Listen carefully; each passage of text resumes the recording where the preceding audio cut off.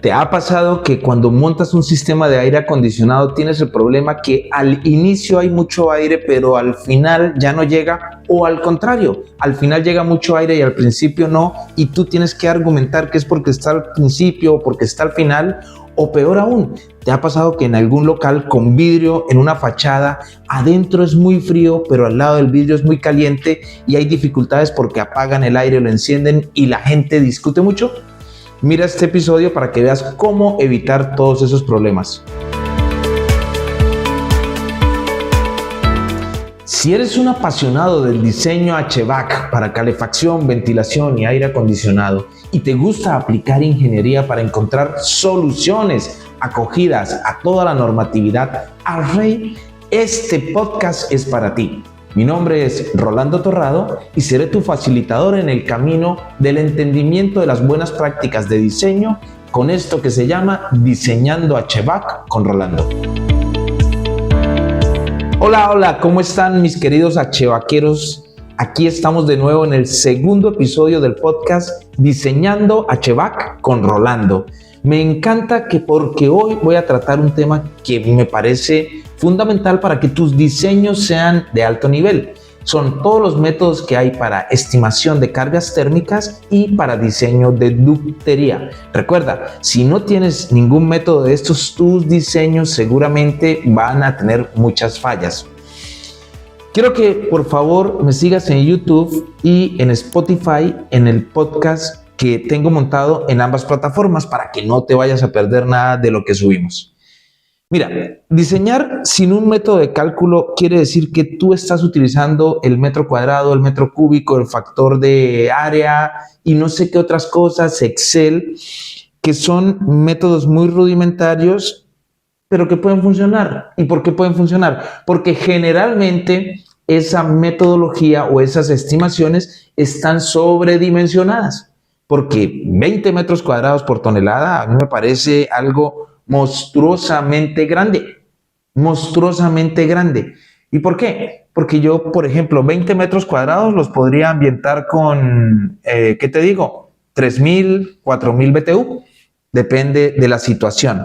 Ahora, si es 20 metros cuadrados con pura fachada en vidrio, pues seguramente ya 12.000 BTU no nos van a funcionar. Tendríamos que utilizar 48 o 60.000 BTU.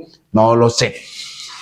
Ese sobredimensionamiento de equipos trae una cantidad de problemas que van a redundar en el desempeño financiero de la empresa contratista. Y si es diseñador y constructor, la misma empresa, pues va a montar equipos más grandes, va a gastar más materiales, va a tener más mano de obra porque va a demorar más instalando, va a tener más difusores, mayor ductería, más complicaciones en el cielo raso, los ductos van a ser mucho más grandes, o sea, se va a ver impactado negativamente en su estado financiero de la ejecución del proyecto y al cliente se le va a complicar la vida porque le vas a hacer consumir más energía que la que debiera consumir. Yo siempre le pongo a la gente el caso que me dicen, es que hoy en día los motores de vehículos, las Toyotas, tienen motores de 5.600 centímetros cúbicos, pero tienen 32 válvulas, tienen turbocarga, tienen inyección electrónica y son motores altamente eficientes. Y mi pregunta es siempre, ¿será que consumen más combustible un motor de 6.000 centímetros cúbicos con toda esa gran tecnología de desarrollo que hoy tienen o un motor con carburador de 1.000 centímetros cúbicos? ¿Y por qué te lo digo? Porque si tú tienes un vehículo de la vieja data, que sería un Sprint, esos carritos son de 1.000 centímetros cúbicos, pero tú le puedes montar un motor de Toyota con toda esa gran tecnología y a pesar de eso va a consumir más combustible que dejarle el motor a gasolina de 1.000 centímetros cúbicos. Eso es lo que hacemos en aire acondicionado. Creemos que los ahorros energéticos se dan instalando equipos de alta tecnología, pero sobredimensionando sus capacidades. Y eso nunca va a funcionar de esa manera. La tecnología es muy importante seleccionarla en base a la longevidad que el cliente quiera para su proyecto. Pues yo no debiera Si alguien va a montar una carpa provisional por 2 meses, pues ahorita lo vimos con los temas COVID-19, o va a montar un showroom en 6 meses, lo quita. ¿Cómo le vamos a diseñar un chiller con manejadoras de trabajo pesado, que son sistemas que vienen diseñados por defecto para trabajar entre 20 y 30 años? Si eso va a durar 6 meses.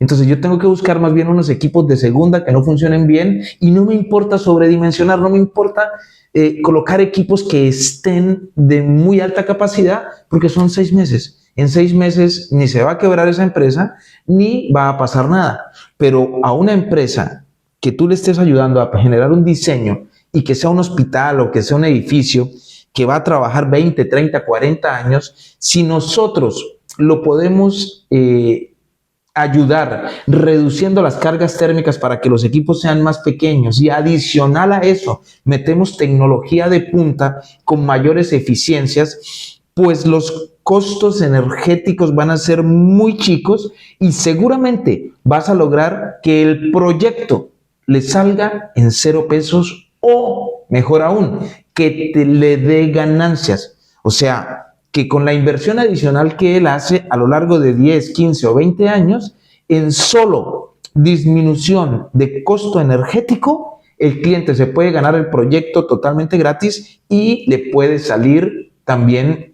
con un superávit, o sea, puede retornarle inversión. Los ductos que tú dimensionas por los métodos de igual fricción, velocidad constante, método T, plenum extendido, podemos hablar de recuperación estática.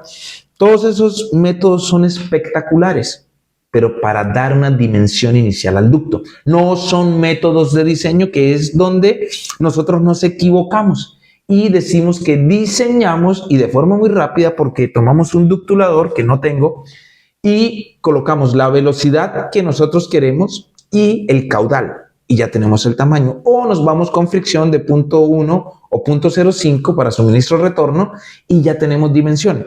Eso sirve como punto inicial de diseño, pero luego yo tengo que iterar. Yo tengo que saber mi sistema de ductos cuánta presión estática tiene. Eso es lo que voy a centrar mi diseño, y lo vamos a ver ahorita. El confort en el espacio no se da. Cuando nosotros seleccionamos difusores con velocidad, que digamos, tenemos en este espacio un difusor de 500 FM, coloquémosle 600 o 700 pies por minuto, y nos da un difusor de 12x12 o 14x14, es altamente probable que no exista el confort en el espacio. Y te voy a explicar por qué. Porque el punto central, el motor de climatización para llegar al confort, es el difusor, es el elemento principal al cual tú le debes dedicar mucho tiempo en la selección. Contrario a lo que pasa en el mundo real, todo el mundo se preocupa por hacer cálculos térmicos y ponerse a seleccionar el chiller o la manejadora, creyendo que el secreto del aire es ese. Y voy a quitar el primer mito. Nosotros los diseñadores trabajamos aquí donde estoy yo, en esto, en el espacio, porque aquí es donde existe la transferencia energética de cargas sensibles y cargas latentes. Y aquí es donde yo necesito confort, y necesito un diseñador que me garantice el confort aquí, porque los equipos ya están diseñados. El chiller York, Trane, Carrier, Tecam, McQuay, la marca que ustedes quieran, ya está diseñada. Ustedes no diseñan el chiller. Ustedes seleccionan un chiller que se adapte a las condiciones que ustedes encontraron que requerían en el diseño, que es caudal de agua, diferencial de temperatura con temperatura exterior para encontrar el desempeño del chiller. Pero ustedes no diseñan el chiller. Déjense de pensar tanto en los equipos que el diseño, porque uno mira los diseños y lo que está muy especificado son los equipos, pero la parte de difusión, la parte de diseño, nadie dice para qué es el diseño ni qué se está buscando. Pero peor aún es que cuando nosotros empezamos a diseñar y a montar de forma inadecuada, sin utilizar métodos, pues esto redunda en mayores costos para el contratista. Y quien en realidad pierde dinero es el contratista. Obviamente, el dueño, el cliente que nos compró el sistema, también va a pagar un exceso de energía. porque eso es como que, por ejemplo, tu hijo para la lonchera se comiera un sándwich y tú se lo compraras y con un sándwich vive, pero él se come dos y entonces ese sándwich que vale $1 es un sándwich que es adicional y ese dólar diario son $365 al año en exceso que estás pagando. De todas formas los estás pagando $2 diarios por los dos sándwiches, pero si pagaras uno, te ahorrarías $365 al año, o sea, el 50%. ¿Qué quiere decir eso? Que si alguien te hubiera asesorado y hubiera logrado que tu hijo entendiera que con un sándwich era suficiente, pues te hubiera salido gratis la alimentación de él, porque en vez de pagar 700, solo vas a pagar 300, ¿de acuerdo? Eso es más o menos una analogía de lo que está. ¿Por qué razón los contratistas pierden dinero? Porque un diseño inadecuado generalmente tiene cantidades en exceso, siempre se cree que un equipo de 10 toneladas es de 4.000 CFMs y si ustedes miran cualquier catálogo, un equipo de 10 toneladas puede manejar entre 2.500 y 6.000 CFMs aproximadamente, depende de la marca y el modelo, porque en una misma marca varios modelos tienen un rango diferente de caudal que manejan para esa misma capacidad.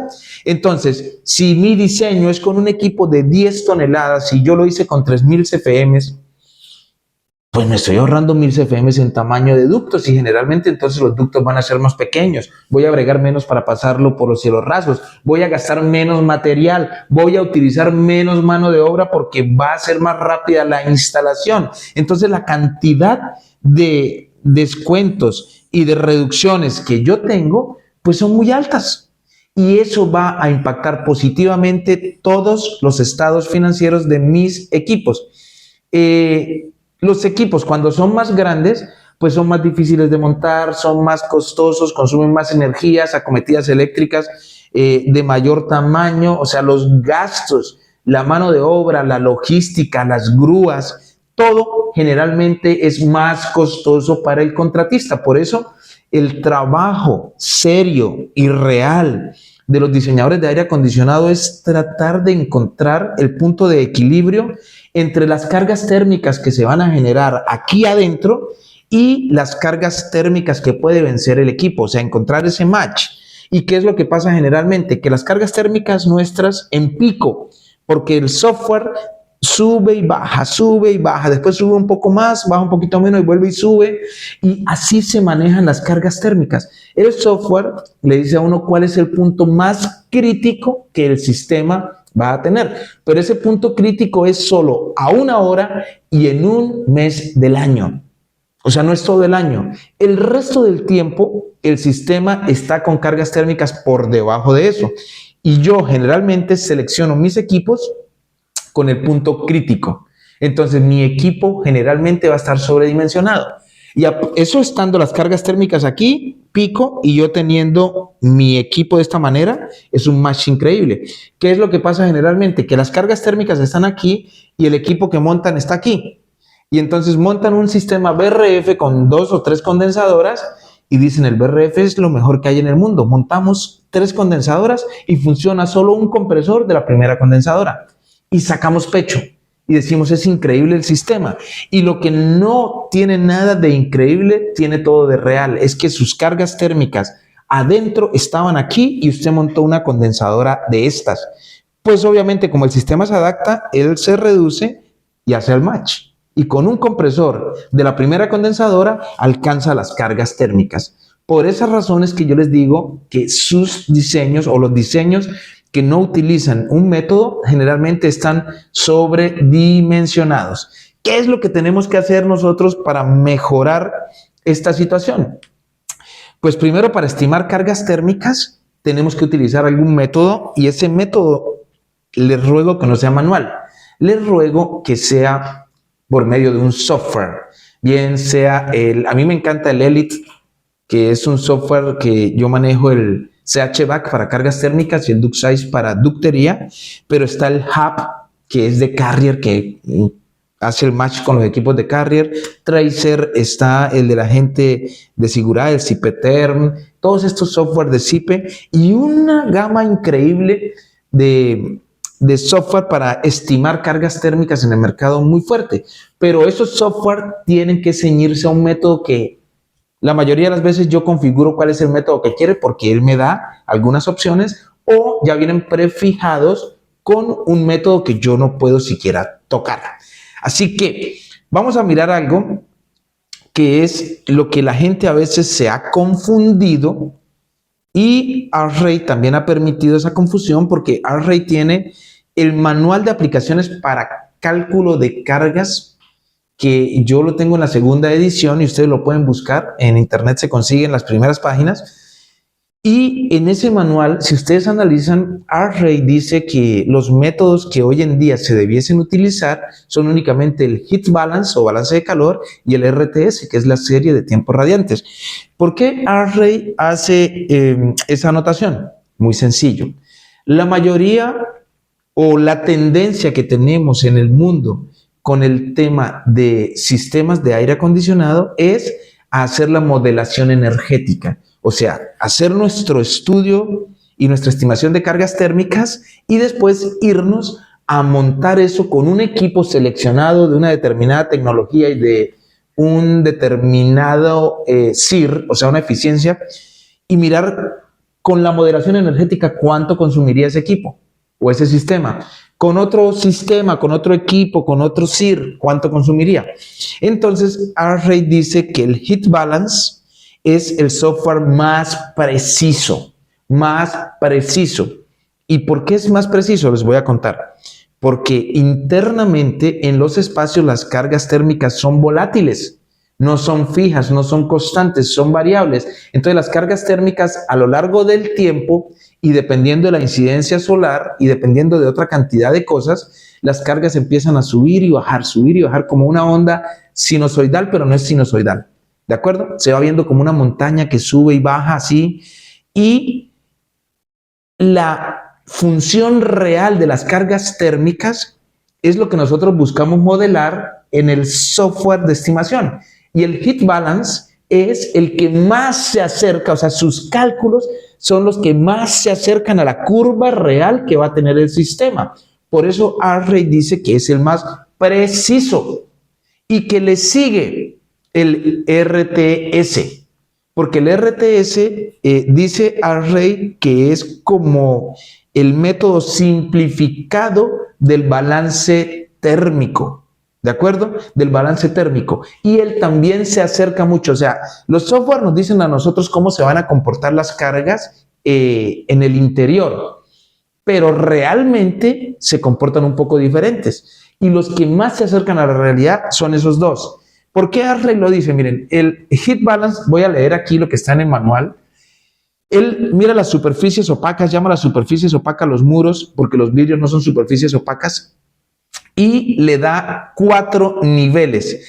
La parte externa de esa superficie, que hace un balance con esa cara externa, hace un balance con lo que pasa dentro de esa superficie, dentro de ese muro, y hace un balance con la cara interna.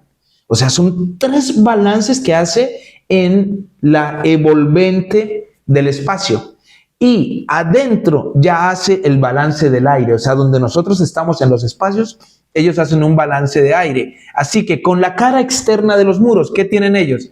Dicen que esa cara externa va a absorber la incidencia solar, que va a absorber y a emitir convección con el aire externo. Si la pared está más caliente y de pronto empezó a llover, él va a transferir calor hacia el exterior porque la pared está caliente. Pero si la pared tiene una temperatura y el sol está más fuerte su temperatura, él va a absorber energía por convección y también va a absorber las ondas largas de radiación de la energía solar, y eso lo va a calentar en la parte exterior. En la parte interior del muro, ¿qué va a hacer?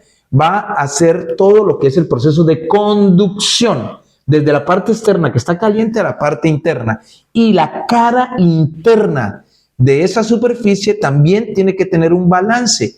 ¿Qué es? Ella recibe energía, esa cara interna, de las ondas cortas de la radiación de las luces, recibe transmisión solar por conducción, todo lo que viene de afuera, hace lo mismo, o sea, convectivamente con el espacio, o le entrega energía al espacio o el espacio le entrega energía a esa cara interna, y también tiene un intercambio de radiación de onda larga con todas las superficies radiantes que hay dentro del espacio. Las personas, los equipos, todo lo que tenga temperatura está emitiendo radiación. Y las cargas internas también tienen una radiación que van a cargar esa pared interna. Entonces, miren, todo lo que contempla y tiene en cuenta el método de heat balance.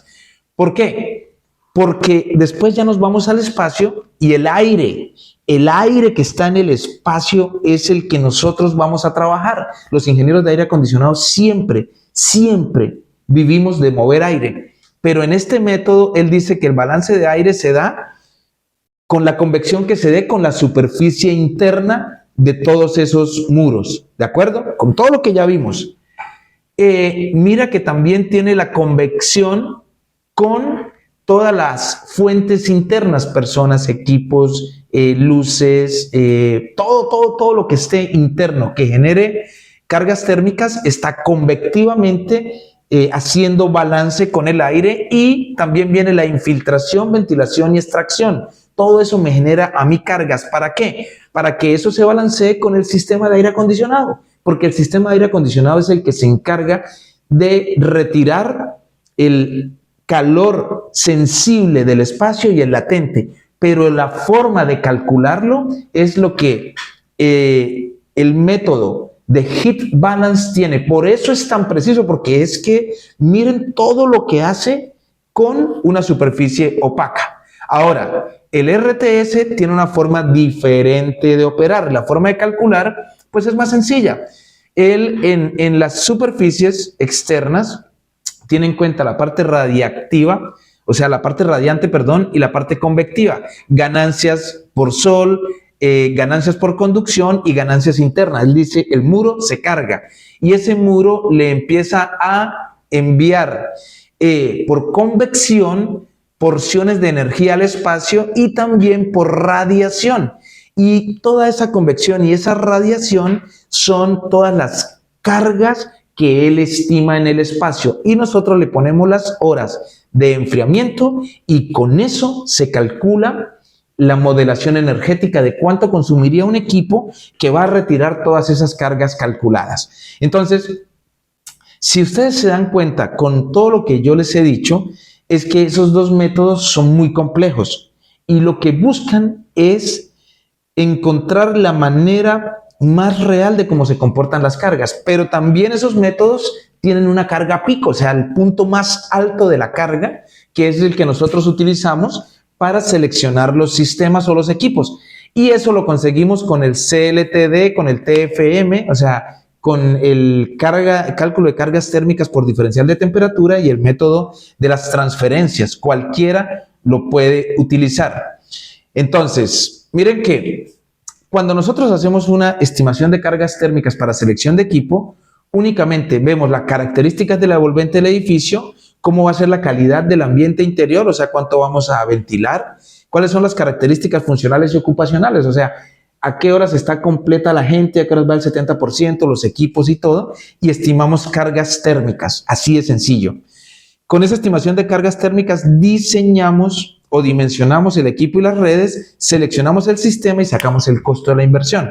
Cuando nosotros utilizamos modelación energética, pues ya es un poco más complejo el tema y tenemos que utilizar datos meteorológicos, o sea, las condiciones externas y un año tipo. O sea, cómo se comporta hora a hora, minuto a minuto el aire externo, las temperaturas o condiciones externas. Miramos la calidad del ambiente interior, o sea, la parte térmica, la calidad de aire y la parte acústica. Hacemos cálculos térmicos teniendo en cuenta las características de la envolvente y la parte funcional y ocupacional. Con esas cargas térmicas nosotros tenemos las cargas para seleccionar el equipo en pico y tenemos las demandas para dimensionar los equipos seleccionando un sistema. Con eso tenemos un costo de la inversión, pero mejor aún, tenemos el costo de la explotación. O sea, ¿cuánto nos vale tener funcionando ese sistema un año? En base a la estimación de cómo se van a comportar las cargas internamente. Y ahí el cliente nos dice, mire, yo quisiera invertir un poco más para reducir el consumo energético, porque, por ejemplo, no tengo disponibilidad eléctrica en el local y hay que disminuir esa capacidad y así sucesivamente. Así que hoy, pues, miramos únicamente el tema de métodos de estimación de cargas térmicas y voy a hacerles el resumen. Lo primero que vimos es que diseñar sin un método de estimación de cargas térmicas, pues nos va a generar equipos muy grandes. Nos va a servir utilizar métodos de cargas térmicas para seleccionar el equipo. Cualquier método nos sirve, CLTD, TFM, RTS, Heat Balance. Si nosotros lo que queremos es precisión para hacer la simulación energética en un software, pues la recomendación de ASRAI es utilizar el Heat Balance o el método de balance de calor o en su defecto el RTS, que es el de serie radiantes. Y si hacemos un diseño medianamente decente con una estimación de cargas y con lo que vamos a ver en el siguiente episodio, que es el diseño de ductos y la selección de difusores, pues es seguro que vamos a reducir los costos en materiales, en equipo, en mano de obra, en tiempo de ejecución y en facilidad de ejecución, porque no es lo mismo montar un chiller de 500 toneladas a montar uno de 300. O sea, la grúa es más grande, se les vale más, es más complicado meterla a la ciudad. Bueno, todo eso que nosotros tenemos. Así que ten en cuenta, revisar o hacer un diseño con estimación de cargas térmicas y un software funciona de manera excepcional, pero es solo una parte del diseño. Los métodos de Heat Balance y RTS sirven para estimar los consumos energéticos y si hacemos un diseño medianamente responsable, vamos a reducir todos los costos y va a ser más rentable el proyecto para el constructor. Así que si te gustó este episodio, por favor suscríbete y dale like o pégale a las 5 estrellitas, depende de donde estés, y en la descripción de este video te voy a dejar un link y ese link va a ser un test para que tú te midas cómo estás en conceptualización de diseños y a vuelta de correo recibirás el resultado de la evaluación y algunas recomendaciones que personalmente te haré para que mejores cada día tu segmento H-Vaquero y tu personalidad como H-Vaquero. Así que nos vemos en el siguiente episodio. Te deseo lo mejor del mundo.